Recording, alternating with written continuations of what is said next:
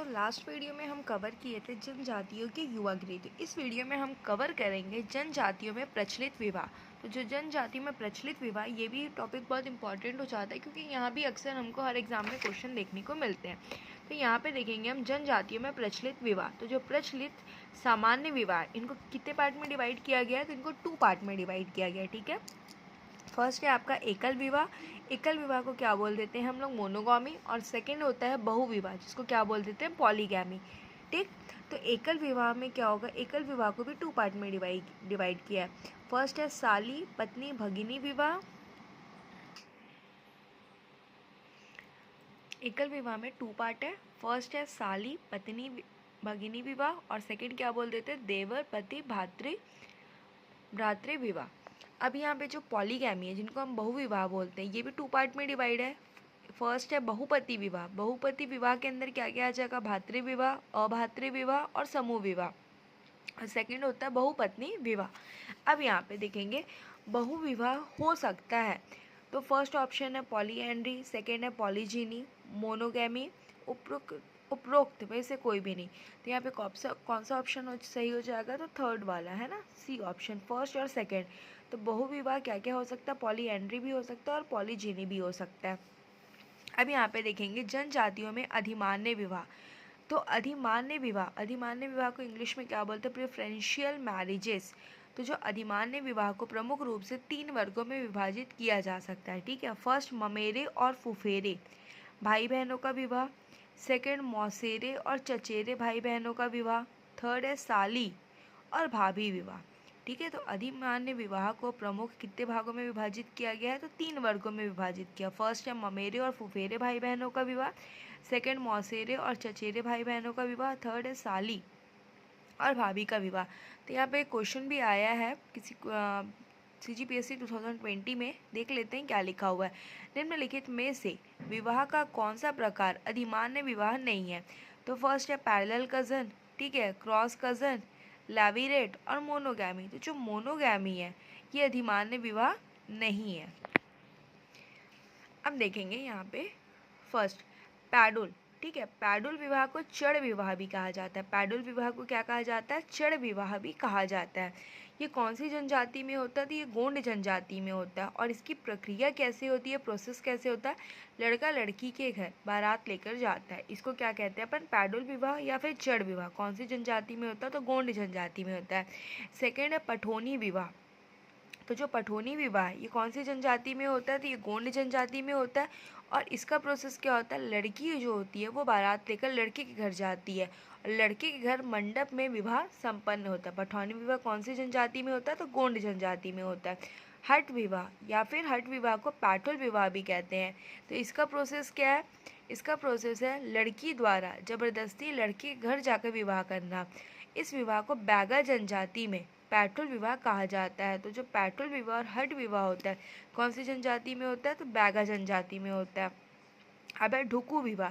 जो ढुकू विवाह है ये कौन सी जनजाति में होता है? तो पहाड़ी कोरवा, ठीक है, अगडिया जनजाति में होता है। इसका प्रोसेस क्या है? महिला द्वारा पुरुष के घर घुसकर विवाह किया जाता है। अब है भगेली या फिर इसको पोटा भी बोलते हैं और गंधर्व विवाह भी बोलते हैं। तो ये कौन सी जनजाति में होता है? गोंड जनजाति में होता है। इसका प्रोसेस क्या है, प्रक्रिया क्या है? लड़की लड़के के घर जबरदस्ती रहती है। अब है गंधर्व विवाह को क्या कहा जाता है? प्रेम विवाह भी कहा जाता है। और सह पलायन विवाह, ये कौन सी जनजाति में होता है? तो परिजा जनजाति में होता है। इसकी प्रक्रिया क्या होती है? पलायन कर विवाह करना। अब है मरम्मत विवाह दूसरे जाति में विवाह करने के पश्चात घर वाले पुनः विवाह करवाते हैं, उसको क्या कहते हैं? मरम्मत विवाह। क्रय पारिंगन विवाह, क्रय विवाह भी बोल सकते हैं या फिर इसको पारिंगन विवाह, मतलब वर द्वारा उपहार स्वरूप सामान देकर विवाह करना। छुट्टा विवाह विवाह का खर्च वर पक्ष उठाता है, उसको क्या कहते हैं? छुट्टा विवाह। सेवा या फिर इसको चरघिया या फिर इसको लमसेना भी बोल सकते हैं। सेवा विवाह, चरघिया विवाह या फिर लमसेना विवाह गोंड जनजाति में होता है। वर क्या करता है? वर द्वारा वधु मूल्य चुकाने हेतु अपने लमसेना का मतलब क्या होता है? ससुराल में सेवा देना। उपनाम क्या है इसका? चरहिया। गोंड में इसको चरहिया बोलते हैं और घरजन कवर में बोलते हैं और घरजिया बिंझवार में कहते हैं। ठीक है। जो सेवा विवाह, चरखिया विवाह या फिर लमसेना विवाह कौन सी जनजाति में होता है? तो गोंड जनजाति में होता है। वर द्वारा वधु मूल्य चुकाने हेतु अपने लमसेना ससुराल में सेवा देना होता है। इसका उपनाम गोंड में चरखिया बोलते हैं, कंवर में घरजन बोलते हैं और बिंजवार में घरजिया कहते हैं। अब है विनिमय। विनिमय को ही क्या बोलते हैं? गुरावट विवाह भी कहते हैं। विशेष क्या है? वर वधु का आदान प्रदान कर विवाह। वर वधु का आदान प्रदान कर विवाह होता है। उपनाम क्या है? गोलत विवाह। गोलत विवाह होता है बिरहोर जनजाति में। और खड़ोनी विवाह, खड़ोनी विवाह होता है बैगा जनजाति में। ठीक है। तो जो विनिमय और गुरावट विवाह, विशेष क्या है? वर वधु का आदान प्रदान कर विवाह होता है। उपनाम बिरहोर जनजाति में गोलत विवाह बोलते हैं और बैगा जनजाति में खड़ोनी विवाह बोलते हैं। अब है दूध लौटावा विवाह। ये गोंड जनजाति में होता है। ममेरे फुफेरे भाई बहन का विवाह किया जाता है। अब है अरौतो। अरौतो विवाह। अरौतो विवाह को क्या बोल देते हैं? विधवा विवाह भी बोलते हैं, या चूड़ी पहनाई या हल्दी पानी विवाह होता है। हल्दी पानी विवाह क्या बोलते हैं? विधुर।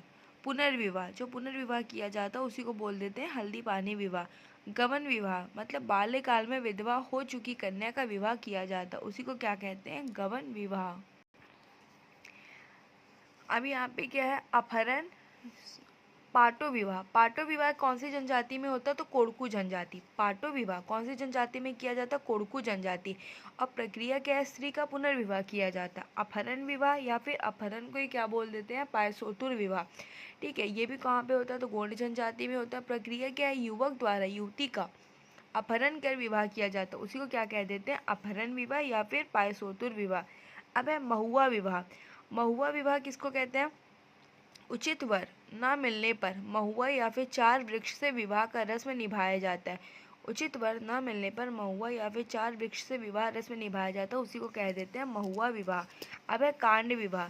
ये भुंजिया जनजाति में किया जाता है। इसकी प्रक्रिया क्या है? लड़कियों में विवाह पूर्व किया जाता है। अब है तीर विवाह। तीर विवाह बिंजवार जनजाति में किया जाता है। प्रक्रिया क्या है? लड़की का तीर के साथ विवाह किया जाता है। अब है खड़ोनी विवाह। खड़ोनी विवाह पुनर्विवाह मतलब बैगा जनजाति में प्रचलित है। नोट देखेंगे कांदा बड़ा। कांदा बड़ा को क्या बोल देते हैं? पुष्प विवाह। यह अबूझ बाड़ियों में कौमार्य संस्कार से संबंधित है। जनजातियों में वधु मूल्य को सूख या खर्ची कहा जाता है।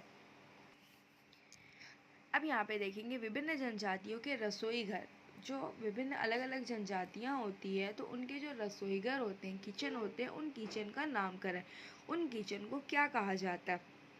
तो फर्स्ट कॉलम में देखिए क्या लिखा हुआ है? जनजाति। तो जो भुंजिया जनजाति होती है तो भुंजिया जनजाति के रसोई घर को क्या कहा जाता है? लाल बंगला कहा जाता है। भुंजिया जनजाति के रसोई घर को क्या कहा जाता है? लाल बंगला। अबूझ माड़िया जनजाति के रसोई घर को कहते हैं अंगादी। अबूझ माड़िया के रसोई घर को क्या कहते हैं? अंगादी। जो पारधी होते हैं, ठीक है, पारधी के रसोई घर को क्या कहते हैं? माई घर। बैगा जनजाति के रसोई घर को क्या बोल देंगे? रांधर घर। माड़िया जनजाति के रसोई घर को क्या कहते हैं? रांधा लोना। और डोरला जनजाति के रसोई घर को क्या कहते हैं? ओझल। अगेन एक बार रिवीजन कर लेते हैं। भुंजिया लाल बंगला, अबूझ माड़िया अंगादी, पारधी माई घर, बैगा रांधर घर, माड़िया रांधा लोना, डोरला ओझल। अब यहाँ पर देखेंगे जनजातियों में प्रचलित प्रमुख नृत्य। कौन सी जनजाति में कौन सा नृत्य प्रचलित है? तो फर्स्ट देखेंगे मांदरी या फिर मांदरी को क्या कहते हैं? मरम पाटा नृत्य। तो जो ये मांदरी नृत्य है कौन सी जनजाति करती है? मुड़िया जनजाति करती है। और विशेष क्या है? तो घोटुल के बाहर किया जाता है। जो मांदरी नृत्य है मुड़िया जनजाति करती है और घोटुल के बाहर की करती है। सेकेंड है ककसार या फिर इसको कई जगह पे काकसार नृत्य भी कहते हैं। ये कौन करता है? तो ये मुड़िया जनजाति और अबूझ माड़िया जनजाति करती है। विशेष क्या है? तो घोटुल के जो देवता होते हैं लिंगोपेन की आराधना करने के लिए यह नृत्य किया जाता है। और साथ में इन लोग क्या करते? ककसार पर्व भी मनाते हैं। अब क्या यहाँ पर एबाल तोड़ नृत्य, जो एबाल तोड़ नृत्य है ये मुड़िया जनजाति करती है। और कब करती है? तो जो मड़ई महोत्सव के समय अंगा देव की पूजा हेतु इस नृत्य को किया जाता है। मड़ई महोत्सव के समय में अंगादेव की पूजा हेतु एवालतोड़ नृत्य किया जाता है। और एवालतोड़ नृत्य कौन करता है? तो मुड़िया जनजाति करती है। अब है गेंडी नृत्य। गेंडी नृत्य को ही क्या कहते हैं? डिटोम नृत्य। कौन सी जनजाति करती है? तो मुड़िया जनजाति करती है। और इसमें केवल लड़के भाग लेते हैं, इसमें गीत नहीं गाया जाता। अब है हुल्की पाटा। ठीक है, हुल्की पाटा कौन सी जनजाति करती है? तो मुड़िया जनजाति करती है। और कब किया जाता है? तो सामान्य अवसर पर यह नृत्य किया जाता है। अब देखेंगे घोटुल पाटा। जो घोटुल पाटा होता है वो मुड़िया जनजाति करती है। और कब करती है? तो मृत्यु के अवसर पर किया जाता है। अब है माओ पाटा। माओ पाटा कौन सी जनजाति करती है? तो मुड़िया जनजाति करती है। और शिकार के समय यह नृत्य करते हैं। पूस कोलांग। पूस कोलांग को पूस कलंगा भी कहीं कहीं पर कहा जाता है। तो ये मुड़िया जनजाति करती है। और ये जो नृत्य केवल पुरुषों के द्वारा किया जाता है। अब है लिंगो पाटा। ये कौन सी जनजाति करती है? तो ये प्रधान जनजाति करती है। कर्मा नृत्य। कर्मा नृत्य बैगा जनजाति, उड़ाव जनजाति और कमार जनजाति। कर्मा नृत्य कौन करता है? तो बैगा, उड़ाव और कमार। कब करते हैं? तो सामान्य अवसर पर किया जाता है। बिल्मा नृत्य। जो बिल्मा नृत्य होता है ये बैगा जनजाति करती है और गोंड जनजाति करती है। कब करते हैं? तो विजयदशमी। विजयदशमी दशहरा के दिन यह नृत्य करते हैं। कौन सा नृत्य करते हैं दशहरा के दिन? बिल्मा नृत्य। और कौन सी जनजाति के द्वारा किया जाता है? बैगा और गोंड। जो शैला नृत्य और डंडा नृत्य इसको कौन करते हैं? तो बैगा जनजाति, गोंड जनजाति और प्रधान जनजाति। कब करते हैं? तो दीपावली के टाइम पर करते हैं। डंडारी नृत्य ये कौन सी जनजाति करती है? तो भद्रा जनजाति करती है। कौन से अवसर पर करती है? तो होली के अवसर पर किया जाता है। अब है सरहुल नृत्य। सरहुल नृत्य कौन सी जनजाति करती है? उड़ाव जनजाति करती है। यह नृत्य साल वृक्ष में फूल आने पर किया जाता है। अब है पैडोल नृत्य। जो पैडोल नृत्य है कौन सी जनजाति करती है? तो डोरला जनजाति करती है। और कब करती है? तो विवाह के अवसर पर किया जाता है। अब है बार नृत्य।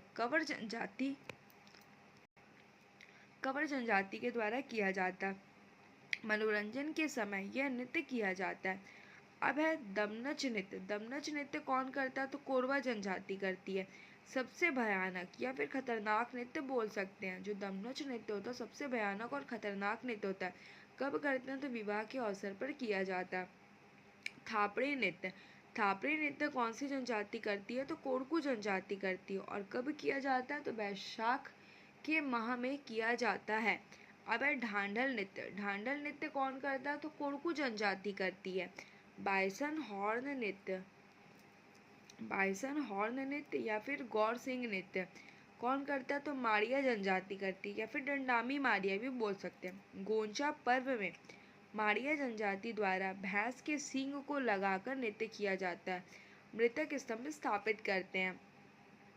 परब नृत्य गुरुवा जनजाति करती है। कौन से अवसर पर करती है? तो सैन्य नृत्य करती है। ठीक है। भड़प नृत्य भाड़िया जनजाति मतलब बोल सकते सबसे लंबे समय तक चलने वाला नृत्य कौन सा है? तो वो है भड़प नृत्य। और भड़प नृत्य किनके द्वारा किया जाता है? तो भाड़िया जनजाति के द्वारा किया जाता है। अब है कोल डहका नृत्य। ये कौन सी जनजाति करती है? तो कोल जनजाति करती है।